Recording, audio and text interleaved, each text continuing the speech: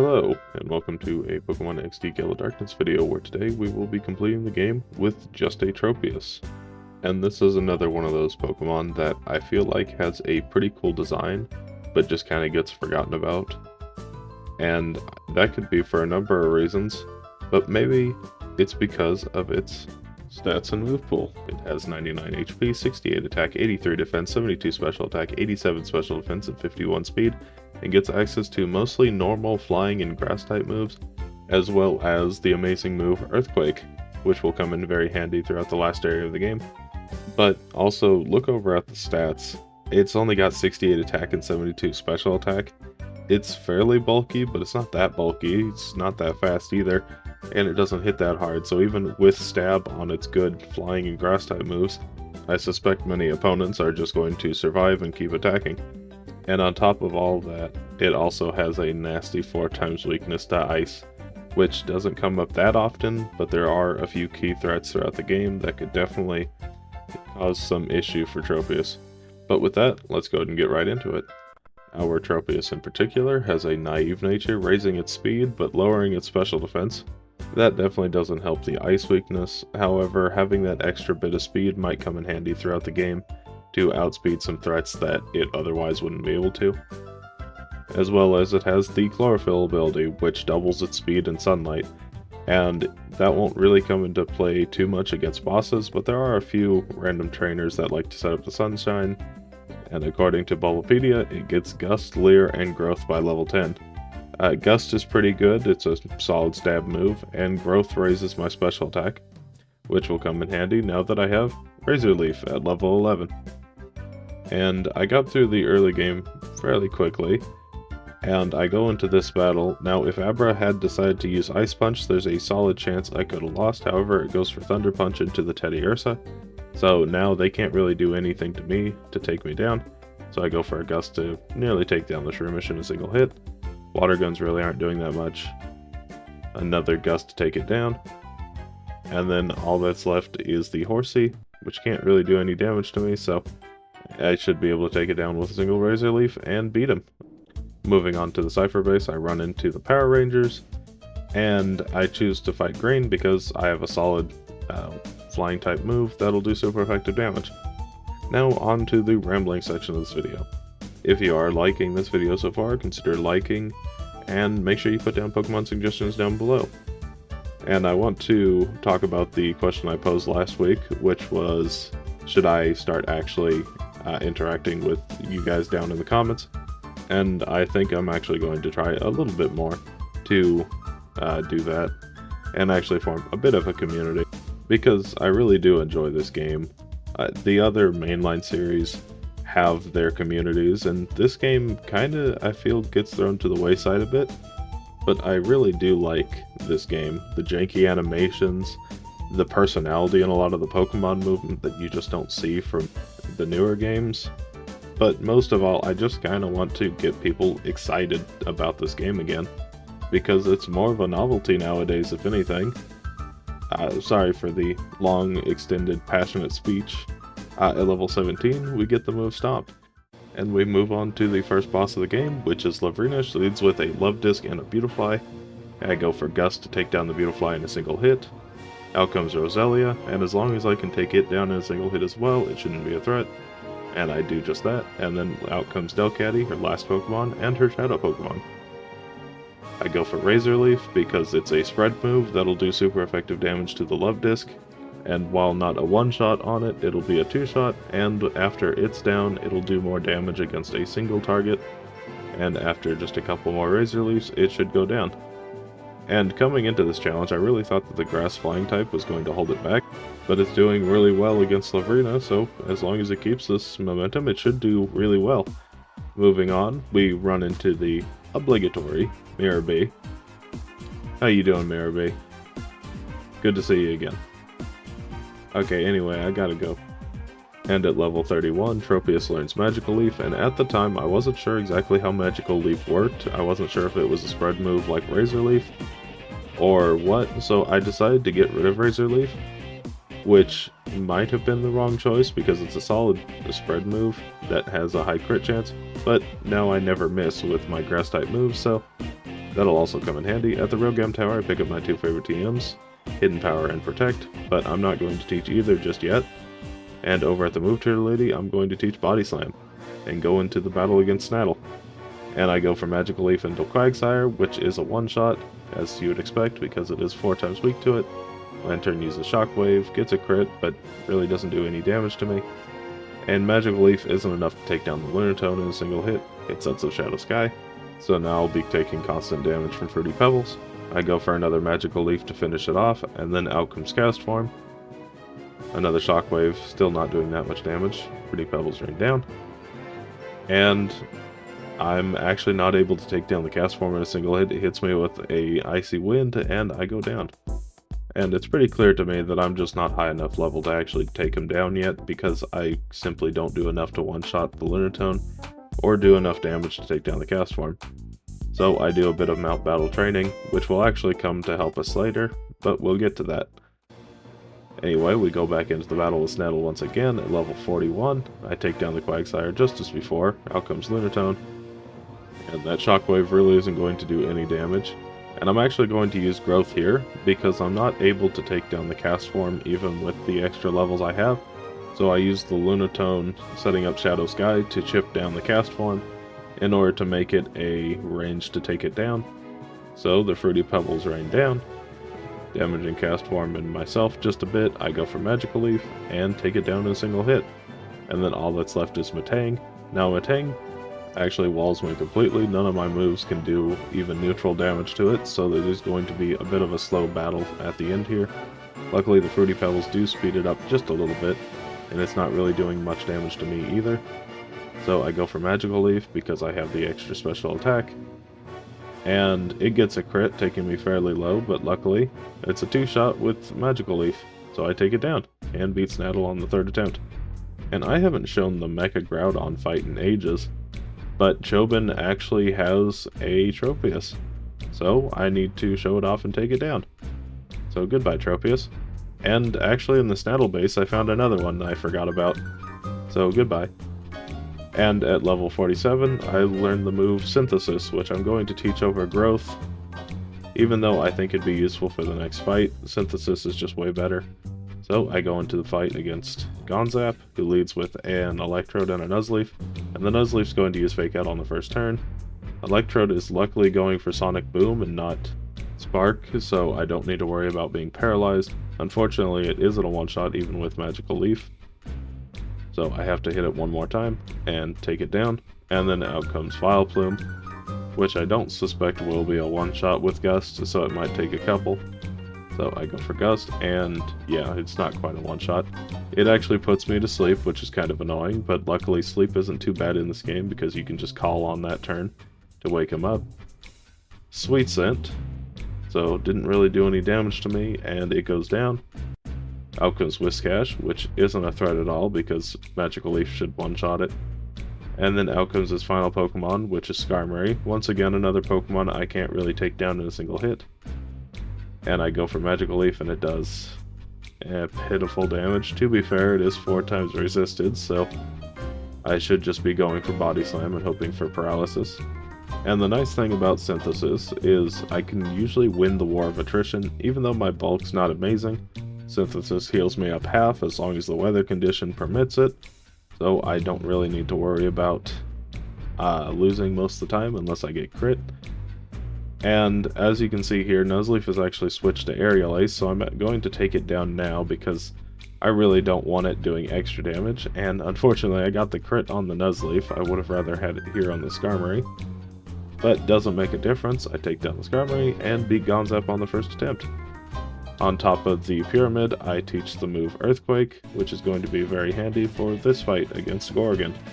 He leads with a Lairon and a Celio, and because I'm a flying type, they're not actually going to use the Protect Earthquake strategy, so I can just hit them with Earthquake.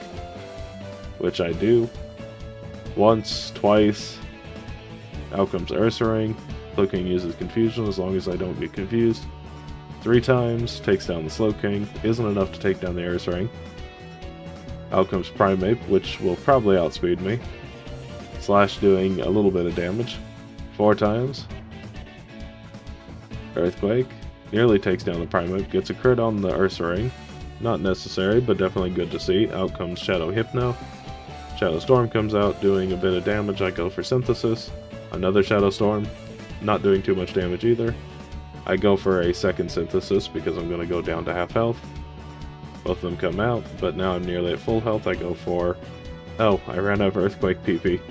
Well, that's a bit unfortunate, but Magical Leaf should do the job just as well. Takes down the Primeape. And then a couple of Body Slams should take down the Hypno. And with that, I've beaten Gorgon. On the first attempt as well. Well, Tropius is actually doing fairly well. It could end up being an A-tier Pokemon if it can keep this momentum going. So, we go into Lavrina's rematch. She leads with a Gorbis and a Gardevoir. I go for Earthquake, which doesn't one-shot the Gardevoir. I get attracted. Gorbis uses Ice Beam, doing nearly half my health. I go for another Earthquake. I'm immobilized by Love, and I get taken down pretty quickly on the first attempt. And usually just a bit of training would fix this, but actually it came down to quite a bit of luck. And that's because I can't actually take the Gorbis down in a single hit, and sometimes Gardevoir actually survives on the lowest range. And then out comes these two, and Roselia attracts me, but I can't actually take down the Farfetch'd in a single attack. I did try taking down the Roselia, but I don't know what it was that night. But my confusion luck was terrible. There were many battles throughout the run where I just hit myself 3 or 4 times in a row with confusion. So this time I decided to take the attract because even though I won't be attacking some turns, at least I won't be hurting myself. But also attract has had some atrocious luck too, which led to a couple losses on this fight. But I'm actually able to get past it and take down the Altaria. So I beat Lavrina on the 7th attempt. Okay. Well, not a good showing, but we run into another Tropius. And at the top of the mountain, we run into Snaddle once again. He leads with a Matang and a Quagsire. I decide to take down the Quagsire on this turn. Then out comes Scizor. Matang actually shows that it has Ice Punch, so it's the bigger threat here, so I decide to take it down right now. And then out comes Solrock, which I'm pretty confident I can one-shot at this point. I am quite a few levels higher than it. The Magical Leaf comes out, and yeah, takes it down. Out comes Cast Form. And I go for Earthquake this turn to take down both of them. Oh, apparently not. Cast Form still survives by a thread. Anyway, the Shadow Starmie comes out, and it's more than likely going to outspeed me, so I need to survive at least one Shadow Storm. Which I do really well. I take down the Cast Form. Not quite a one-shot on the Starmie, so I go for one last hit with Magical Leaf to take it down. I did risk crit there, but that's okay. I move on to Ardos, and I go for Body Slam into Alakazam, and Swellow uses Shadow Half on the first turn. Okay, well that's not great, and Ice Punch takes me down to 8 HP. And out comes Kingdra. I go for Synthesis this turn to heal up what I can. Ice Beam comes out, doing most of that, which I just healed. Go for Body Slam, and it only does about half to Kingdra, and I go down. Okay, well, I teach Protect over Magical Leaf, because I don't think I'm really going to need Magical Leaf anymore. Foreshadowing. And, so this battle took quite a few attempts, and the main reason for that is because the Swellow was being very sporadic on how it wanted to use its moves. Sometimes it would use Shadow Sky on the first time, other times it would use Shadow Half on the first turn. If it uses Shadow Half on the first turn, I'm immediately at a deficit, so it was basically a loss right off the bat. But on this specific instance, it went for Shadow Half on the first turn, and then on the third turn went for Shadow Sky, and now on the fourth turn it went for Shadow Half once again, so I can take down the Kingdra this turn, now that it's at half health. And then out comes Heracross. Now Heracross is a bit of a threat because if it lowers my speed at all, I'm slower than it, and it could use Mega Horn to do a ton of damage to me. And the Swellow seems to just be going for Shadow Half now, which is really nice. I go for Body Slam to take it down. And then out comes Electabuzz. Now Electabuzz I'm almost certain will just outspeed me, so I go for Earthquake here. And they both went for Shadow Half, which is actually pretty good because I can take down the Electabuzz now. And then the Shadow Snorlax comes out. I can use Synthesis here to heal up quite a bit. It goes for Shadow End, having its own HP. and I still am not certain that it's going to be a one-shot. The Swallow always switches to Shadow Mist once the Snorlax comes out, because it always wants the Shadow ends from the Snorlax to hit. So I go for Body Slam here to take it down, because I'm not exactly sure what it's going to do once it gets me to -6 evasion. And now that Snorlax is very low, I can go for Earthquake to guarantee the one-shot. It gets a crit actually. Not necessary, but it's good to see. And we move on to Gorgon once again, and this is actually the second attempt. And I'll explain why in a moment, but as you can see, I'm going to be using Protect a lot on this fight, whereas normally I wouldn't because Earthquake usually does enough damage. But the main reason for that is this Wall Rain here, which actually ended my first attempt. Because I go for Earthquake here, I can take down the Aggron, even without a crit, and then out comes the Shadow Poliwrath. But the big threat is this Ice Beam here that did about 3/4 of my health, which in the first attempt I only had about half health, so it's understandable it took me down in a single hit. Anyway, Earthquake takes down the Wall Rain, and then all that's left is the Poliwrath, which always sets up Shadow Sky on the first turn, and then the Mr. Bime, who should probably be a one-shot. It is, and I beat Gorgon on the second attempt. We move on to Eldis, who leads with a Shadow Manectric and Ninjask. I actually outspeed the Manectric, so I'm able to take it down in a single hit without it setting up Shadow Sky, and then out comes Salamence. It cuts my attack, but all I really have to hit it is Body Slam, so I'm just going to have to go for it, and it does about 1/4, maybe? I go for Protect here, just so I don't get hit by the Aerial Aces every other turn. Go for another Body Slam, which takes it down to half, so it is going to be a 4-shot. Another Protect, and then another Body Slam. And if I could get Paralysis Luck, that'd be nice. I don't get it, and I'm getting about 3/4 of my health. I go for another Body Slam to finally finish off the Salamence. And then out comes Flygon, who I hope will be much easier. Another Protect. And Flygon is going for Flamethrower, which isn't too bad as long as I can take it down in just a couple hits. Okay, well, lucky Paralysis. Go for Protect here once again. And then another Body Slam to take it down to red. And it gets paralyzed again. Another Protect. And then one last Body Slam to finish it off. And then out comes quite possibly the most dangerous Pokemon, which is Shadow Marowak, because it can just do a ton of damage in a single turn because it's holding the Thick Club item, which doubles its attack stat. I go for Earthquake, which is doing about 1/3 of its health. It hits me with a Shadow End, so he splits his health in half. So another Earthquake should be able to take him down, which it does, luckily, and then all that's left is the Lapras. And Lapras isn't really that big of a threat on the first turn because it always sets up Shadow Sky. I go for Earthquake, doing, about 1/4. And now it's going to be using Shadow Storm at me. So I decide to go for Synthesis this turn, but forget that Shadow Sky cuts the amount of health healed in half, and I go down. So something needs to change, and that's pretty obvious. I need to learn Magical Leaf once again, because Lapras and the Marowak and the Flygon were just really big threats that fight that I couldn't really take down. Unfortunately, I have to lose a move, and the only one that seems right to lose is Synthesis. But hopefully if I get better ranges, I can actually take them down. So skipping ahead in the fight just a bit, it goes basically the same as it did before, and I'm catching us right up to when Flygon comes out. It's still going for Flamethrower. I go for Magical Leaf, which is now doing well over half, which is good to see. Flamethrower hits, not really doing too much damage. I go for another Protect here, and Magical Leaf will finish off the Flygon. Okay, well out comes the Marowak, which wasn't too difficult, but it definitely was a bit of a threat last time. Let's see how much Magical Leaf does to it. And it one-shots. Okay, well that's really good. And then out comes the Lapras. Now this thing I suspect will actually take probably at least 2 or 3. So it'll still be a threat unless I get a crit on the first Magical Leaf and take it down. Okay, well all that's left is Ninjask now, and it probably can't survive a Body Slam. Unless it does by a sliver. Okay, Ninjask.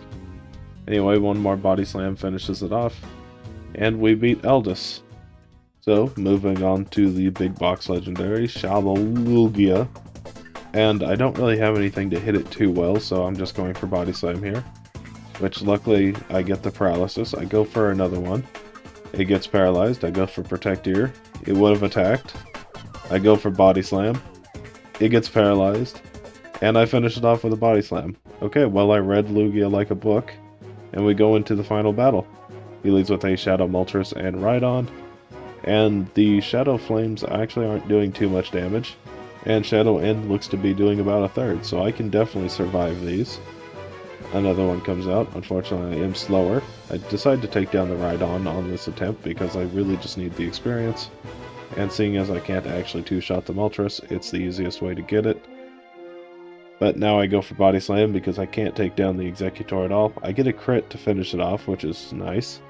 And then out comes Tauros. Between the two, I decide to attack the Tauros with Magical Leaf because it might be able to take it down. It's not even close. And I get finished off with Shadow Storm. Okay, well, I go back into the fight again, now that I have all the rare candies, and we're still not even doing half to the Moltres. So something big needs to change, and that's getting rid of Magical Leaf once again for Synthesis, and teaching Double Edge instead of Body Slam to do more damage. And with Synthesis we can actually heal that up. And after a few attempts I got into this fight, where I got so close to the end and got frozen, and lost. And then the exact same thing happened again the next attempt, until we landed on this one. Currently the 8th attempt, and as you can see Double Edge takes it well over half health. And both of these attacks still take me to about half health as well. I go for Protect here just to heal up some, and then I finish off the Moltres, and then out comes Executor. And as long as Rhydon doesn't hit the Shadow End, which it does, I would have been in a better spot, but I'll take what I can, I guess. I'm down pretty low, down to about a third. I go for Synthesis here to heal up what I can. And a third Shadow End hits in a row. Okay, well that kind of sucks, but I know for a fact Rhydon's going to be a one-shot now. Another Shadow End, but Executor doesn't hit nearly as hard. And now I've already used 3 Synthesis, so I'm not going to be nearly as tanky near the end. I go for Earthquake and finish off the Rhydon. Out comes Tauros, and at this part of the fight, usually I stall a bit in order to find an opportunity to take them both down at the same time. However, I misclicked here, got Earthquake, and actually crit the Tauros, which worked in my favor to take them both down, so now I went into both of the legendary birds at full health, and Double Edge does about half to the Zapdos, so it should be a 2-shot, so I'm not too worried about it. I go for Protect here just to heal up a bit, and one more Double Edge should finish it off. But it doesn't. Apparently I just got a really decent range, so it holds on by a thread. And then I got a little risky here. I went for Protect to heal up what I could, and then I went straight for Double Edge to finish it off. Unfortunately that puts me at 100 health, and the Articuno actually gets a crit, nearly taking me down. So I heal up just a little more, go for Synthesis once again. It's going to hit me, take me down to about half. I go for my last Synthesis to get up to full health. Shadow Chill doesn't freeze this time. I go for Protect, get up nearly to full health, go for Double Edge, doing about a third of its health. Shadow Chill crits again, taking me down to nearly half health. Go for Protect. Go for another Double Edge. And just one more hit is all it takes. And I have beaten Greevil. So, let's go over Tropius' stats. It beat the game at a time of 13 hours, 13 minutes, and 28 seconds, at level 82, and lost 35 times. And it's a bit unfortunate because it got to the last area of the game at a time of 7 hours and 40 minutes, which would have easily put it into A tier if it had kept up the momentum. But unfortunately, the last few bosses just really took a lot out of it. Lavrina taking 7 attempts, Ardos taking 7 attempts, and Greevil taking 8. Definitely slowed it down quite a lot, as well as trips back to the main island to go pick up Synthesis and Magical Leaf and whatnot. And then on top of that, battles were just kind of slow because it's not all that strong of an attacker. And its defenses aren't good enough to be taking hits too well as its typing not allowing much of that either. And then its speed is just pretty bad as well. So even with a pretty decent lead early on, it still finds itself down in the C tier, which is still a usable Pokemon, but definitely struggles against many fights. But at least the Shadow Birds don't actually do super effective damage based on the type that they are. It's just based 2 times shadow damage, so it didn't have to worry about the 4 times effective ice attacks from Articuno. So its time could have definitely been worse, but it did luck out there. And this is another instance of a Pokemon looking like it should be stronger than it is, but the stats just don't hold up. And then the move pool also has a lot of glaring issues, in that 90% of its moves are normal flying grass. It does have nice stab option in the early game, but unfortunately a lot of those moves are pretty low base powers, so they kind of fall off near the end of the game unless you have specific threats like Lapras or Shedinja needing the Gust to actually take it down. But with that being said, I'd like to thank you so much for watching.